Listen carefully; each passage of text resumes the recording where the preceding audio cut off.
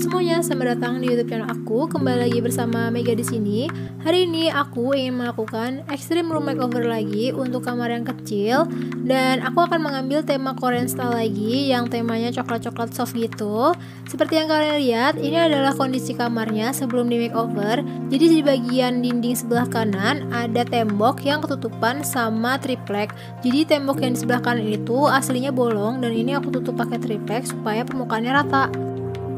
Untuk kondisi kamarnya sendiri sebenarnya nggak terlalu buruk, jadi catnya itu udah warna putih, tapi ada beberapa bagian yang emang harus dicat ulang. Dan untuk pintunya sendiri, kamar ini menggunakan pintu geser, jadi kalian bisa lihat ini kondisi kamarnya di bagian pintunya. Untuk sisa space-nya sendiri ini nggak terlalu banyak karena ruangan ini cuma 2,2 x 2,2 meter, jadi untuk ruangannya nggak terlalu besar.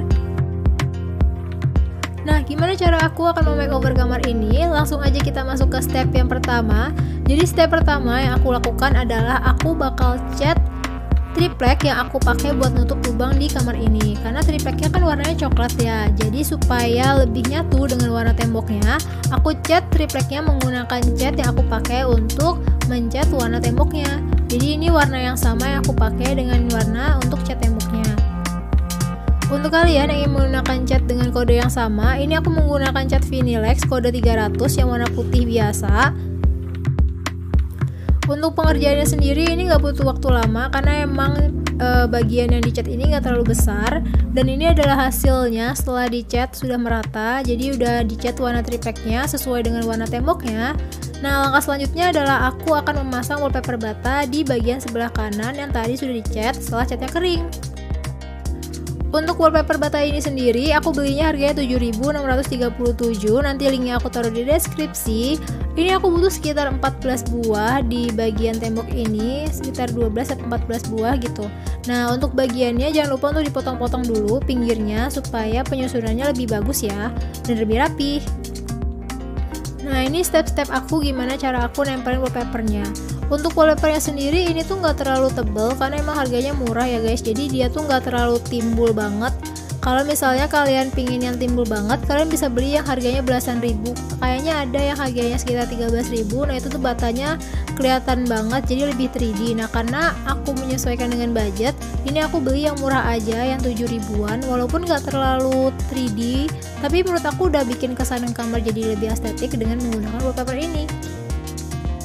Untuk pemasangan wallpaper batanya, jangan lupa untuk dipotong dulu bagian pinggirnya. Untuk cara seperti ini aku lebih suka, soalnya hasilnya tuh nanti lebih natural, jadi dia lebih nyambung gitu, kayak puzzle dari wallpaper satu ke wallpaper lainnya. Untuk pengerjaan step ini juga nggak begitu lama, karena ini tinggal tempel-tempel aja, cuma harus sabar sedikit supaya hasilnya lebih nyambung dan nggak berantakan. Oh ya, ini lemnya kuat banget guys, jadi kalian usahakan untuk melemnya itu kalau udah pasti baru kalian cabut bagian belakangnya. Jadi jangan asal-asalan karena kalau udah dilem susah banget buat diambil lagi dari temboknya, dan kalau di temboknya udah nempel nanti dia bakal ngelopekin catnya kalau misalnya ditarik. Jadi menurut aku kalau udah pasti baru kalian lepas bagian belakangnya ini gitu. Oke, ini proses pemasangan wallpapernya, aku persingkat aja, jadi ceritanya udah selesai nih. Nah, ini ada bagian yang memang nggak aku wallpaperin di tembok yang sebelah kanan ini. Nah, bagian ini kosong karena nanti bakal diisi sama lemari, jadi aku sekalian ngirit juga karena nggak bakal kelihatan juga bagian itu, bakal ketutupan sama lemari. Jadi aku kosongin kayak gitu, nggak ada wallpapernya, nggak apa-apa ya teman-teman. Dan lanjut lagi ke step selanjutnya, karena bagian bawahnya masih lantai yang polos, jadi masih lantai yang biasa kayak gini. Dan aku pengen mengubah suasananya jadi lebih warm, jadi lebih estetik juga pastinya. Dan aku memutuskan untuk memasang lantai vinil. Ini aku beli lantai vinil motif kayu. Untuk harganya sendiri satu lembarnya itu Rp7.651. Nanti linknya juga bakal aku taruh di deskripsi ya teman-teman. Aku akan kasih lihat detail dari vinil ini. Untuk harga 7 ribuan menurut aku cukup bagus ya. Jadi dia untuk ukurannya sendiri lumayan besar, dan aku pilih yang coraknya coklat muda kayu gini. Jadi ada beberapa pilihan dan aku lebih suka warna yang soft seperti ini. Nah, ini detailnya. Jadi bagian bawahnya udah ada lemnya. Ini di bagian baliknya seperti ini. Jadi nanti untuk pemasangannya sendiri tinggal dikopek aja bagian pelindungnya, terus tinggal ditempelin aja di lantai. Untuk tebalnya sendiri ini nggak terlalu tebal, dan di bagian permukaannya juga teksturnya nggak terlalu kerasa, jadi biasa aja menurut aku, nggak ada yang gimana-gimana. Ini detailnya agak-agak shining dikit gitu sih, tapi it's okay. Dan nggak licin juga sih menurut aku, jadi enak-enak aja buat dipakai. Dan untuk penyusunannya sendiri, ada yang aku potong jadi kecil dan ada yang tetap panjang ukuran normalnya, jadi aku selang-seling kayak gini. Untuk proses pemasangannya sendiri, ini tuh nggak terlalu ribet sih menurut aku. Jadi perempuan juga bisa masang lantai vinyl sendiri, tinggal ditarik aja. Cuma emang harus agak sedikit sabar buat nyusunnya, karena untuk pertama kali aku agak susah buat nentuin gap antar vinilnya, karena ada bagian yang gimana ya, tumpang tindih sama yang ternyata jadi malah berjarak. Aku kurang rapih nyusunnya gitu. Tapi pas udah lama kelamaan jadi terbiasa, terus udah mulai rapi sendiri deh. Kayak gini.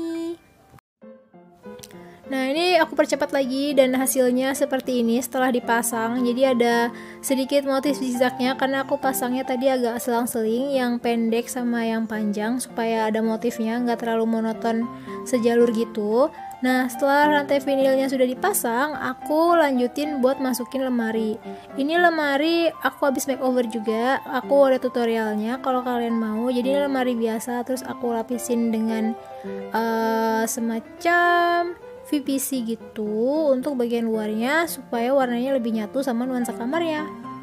Setelah itu, di bagian tembok yang sebelah sini yang tadi aku tunjukin, samping pintu geser, kan ada space yang cukup kecil ya antara dinding dengan kasurnya. Nah, aku untuk menghemat ruang, aku bakal pasang ambalan di situ. Nah, ini ambalnya. Nah, aku pasangnya itu ya udah tinggal dibor aja ke tembok kayak gini, bikin lubang dengan menggunakan bor. Ya, mudah kok, ini cewek juga bisa pakai bor, jadi nggak terlalu susah menurut aku. Dan dipasang deh ambalangnya. Untuk kayu ambalangnya sendiri, ini aku beli di toko kayu biasa, terus aku minta potongin sesuai dengan panjang yang aku mau. Terus aku lapisin juga dengan wallpaper supaya lebih masuk nuansanya dengan kamar. Karena kalau misalnya nggak di wallpaperin kan dia nggak rapih ya, kayunya, potongannya belum diamplas gitu-gitu. Jadi aku akalin dengan langsung di wallpaperin aja. Nah, untuk bagian penyangganya sendiri juga murah harganya, sekitar 4 ribuan satu buahnya, dan aku bikin 3 tingkat, jadi butuh 6 buah. Nah, untuk ambalang ini aku pakai buat tempat buku dan juga penyimpanan barang-barang, nambah space tempat untuk penyimpanan, kayak gini serbaguna dan juga menghemat ruang. Dan untuk biaya pembuatannya sendiri juga nggak mahal, top deh. Oh ya, ini juga ukurannya udah aku perhitungkan, jadi pas pintunya digeser nggak bakal kena ambalangnya, karena memang udah mentok pintu gesernya, baru ada ambalangnya. Jadi ambalangnya ini tidak mengganggu lebar permukaan pintu yang kebuka gitu. Nah, lanjut lagi ke bagian atas dari dipannya, karena masih kosong banget bagian ini. Ini juga bakal aku kasih ambalang lagi di bagian atasnya supaya nggak terlalu kosong nih. Di bagian atas ini persis di atas kepala ambalang. Yang pertama tekniknya, aku pertama bikin bolongannya dulu pakai bor, di bor dindingnya, terus dipasang ambalangnya.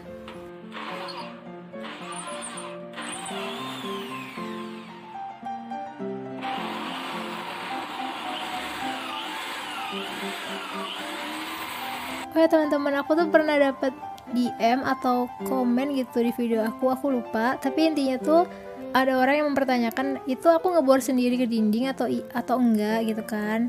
Terus susah nggak sih bor gitu ke dinding? Sebenarnya menurut aku ngebor itu nggak terlalu susah ya teman-teman.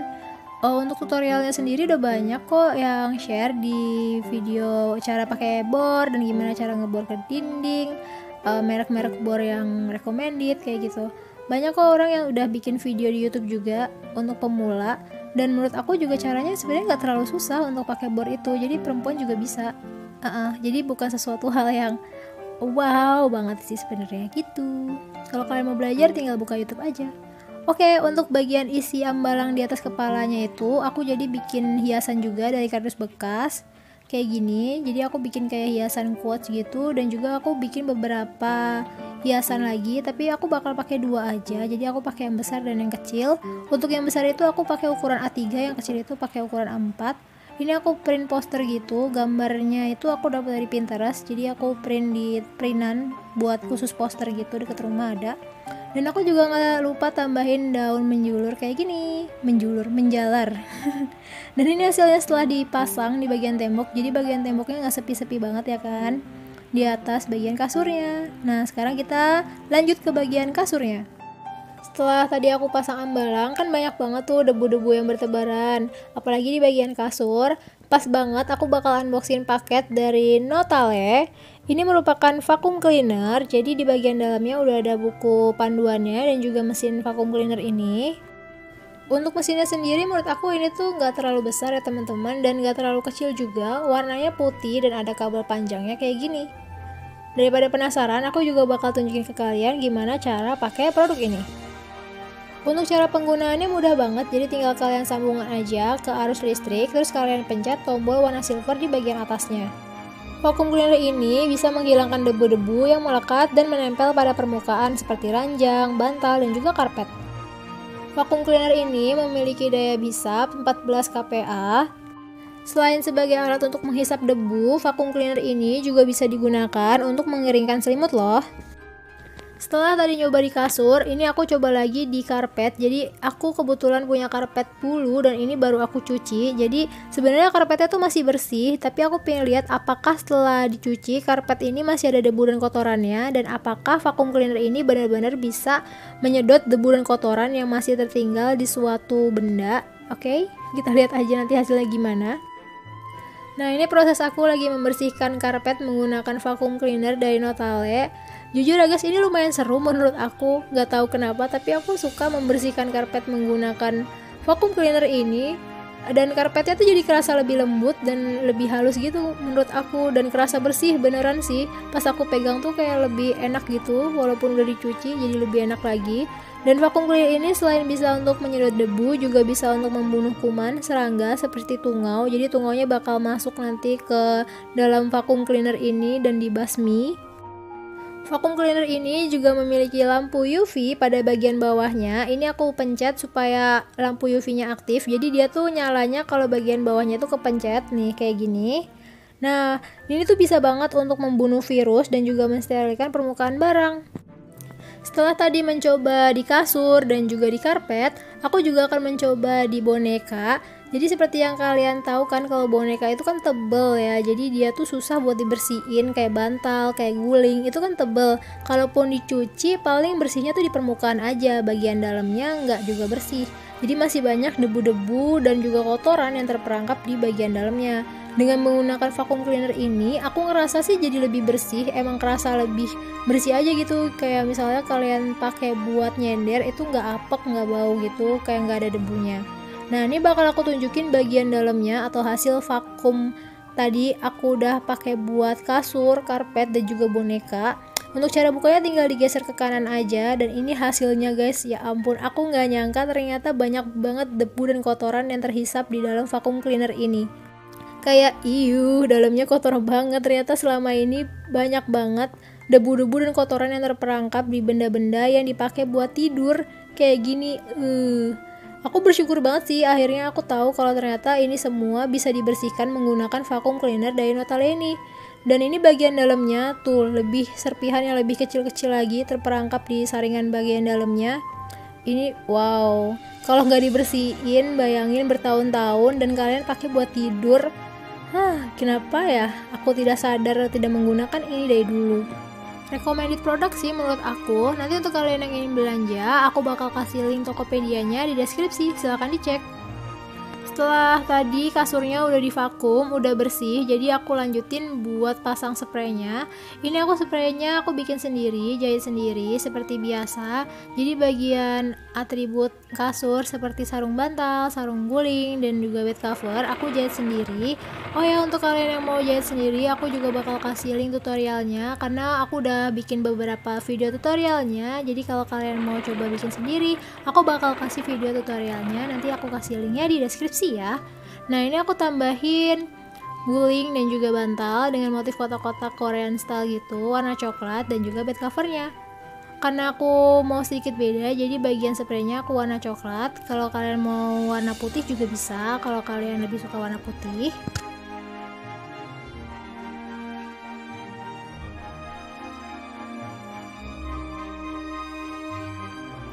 Setelah bagian kasurnya selesai, aku bakal nambahin lagi rak kayu di bagian samping dipan. Jadi masih dengan nuansa yang sama, yaitu kayu-kayu juga.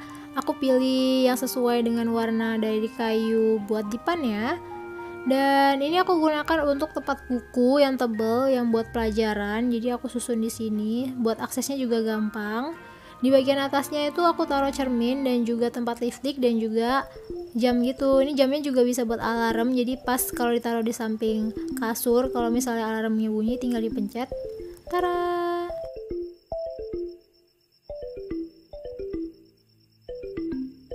Selanjutnya, untuk memanfaatkan space yang ada di atas lemari, aku bakal taruh box tempat sepatu. Jadi ini box kotak-kotak gitu, harganya satunya 6 ribuan. Aku beli 6 dan ini bakal aku taruh di atas lemari. Aku pilih warnanya putih supaya masuk ke nuansa kamarnya. Nah, ini box sepatunya udah aku taruh di atas lemari. Dan aku suka menggunakan box sepatu ini karena dia kan tertutup, jadi lebih tahan terhadap debu menurut aku. Tapi kalian juga harus suka cek ya, maksudnya lembab atau enggak, karena takutnya kalau lembab itu nanti sepatu kalian berjamur. Tapi menurut aku kalau selama tempat kalian kering dan nggak lembab sih is oke buat naruh benda-benda di dalamnya kayak sepatu ini. Ya, ini sekaligus juga menghemat ruang dan tempat ya. Jadi bisa sekaligus taruh di kamar dan tetap rapi. Selanjutnya untuk di bagian samping lemari, aku pasang meja yang minimalis aja, warna putih dan kaki kayu, dan juga kursi yang estetik dan senada dengan mejanya kayak gini. Selanjutnya di bagian atas meja aku taruh tempat file. Aku juga tambahin tanaman monstera supaya lebih hijau dan gak terlalu monoton. Di bagian dindingnya aku juga pasang wall grid. Ini yang dari besi, jadi aku bakal pasang di dindingnya.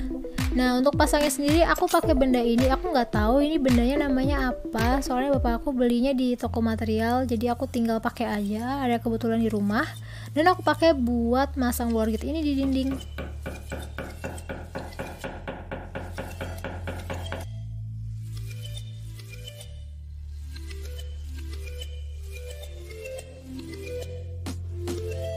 Setelah wall gridnya terpasang, ini tinggal aku tempel-tempel hiasan aja dan hasilnya jadi seperti ini. Masih dengan nuansa yang sama yaitu coklat-coklat. Aku juga tambahin tempat buat pensil dan juga pulpen sama humidifier di bagian samping. Karena space-nya ini masih lega banget, jadi cocok untuk naruh tab. Ada keyboardnya sama mouse juga. Kalau kalian punya holder phone juga bisa ditaruh di sini. Aku juga tambahin lampu di bagian pojok dari mejanya. Untuk bagian kasur aku tambahin boneka warna putih kayak gini. Nah, ini adalah tampilan kamar yang sebelum di makeover. Jadi kalian bisa lihat sendiri kamar ini ada papan warna coklat yang besar di sebelah kanan. Untuk kamarnya masih flat warna putih, belum ada hiasan dan cuma ada kasur di bagian dalamnya. Ini bagian pintunya, ada cat yang belum rata juga. Dan inilah hasil makeovernya. Dan ini hasilnya setelah di makeover. Aku berusaha untuk membuat kamar ini walaupun kecil tapi compact.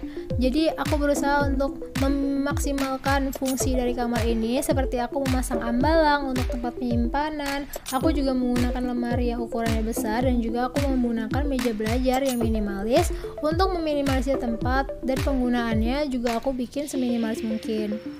Ya, itu dia hasil makeovernya. Aku berusaha memakeover kamar ini juga dengan budget yang murah. Semoga bermanfaat dan juga semoga kalian suka. Kalau kalian suka video ini, jangan lupa untuk di like and subscribe. Kalau kalian punya masukan, silahkan aja tulis di kolom komentar di bawah. Sampai ketemu di episode selanjutnya. Dah.